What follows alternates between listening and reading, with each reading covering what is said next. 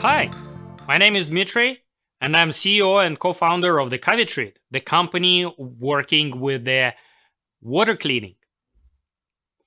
In recent years, the research has found the traces of the pharmaceuticals like hormones, antibiotics, other drugs in otherwise to be considered very good quality of the drinking water in Sweden. Of course, the concentration is minimum in nanograms, but still detectable. Basically, you don't want to drink this water. At Cavitreat, we use the water to clean the water.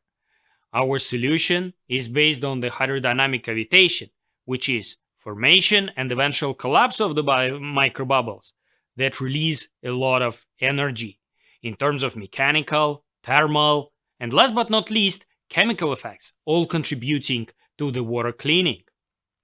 Our company has a solid R&D foundation with more than 15 years of research experience and expertise in the field.